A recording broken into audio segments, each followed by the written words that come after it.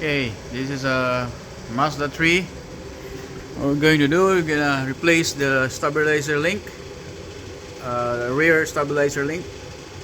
So obviously, we gotta unbolt this bottom nut, and there's a top bolt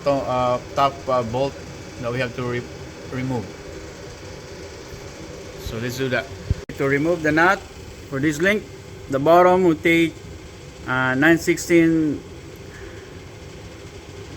wrench and 5mm of the Allen key to counter the torn. Or if you don't have a 9/16, you can use 14mm.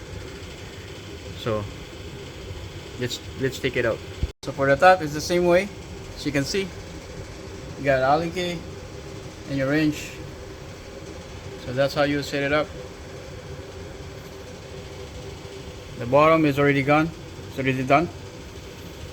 So let's do this. So it's also a good idea to remove this. You have to remove both sides at the same time, right? Because for me it's a lot easier. So because in order for you to remove the link, you have to take the sway bar down, right?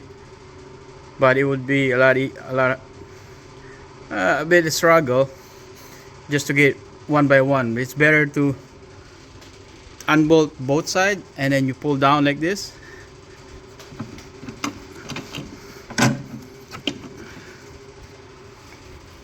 You pull it down like that, right?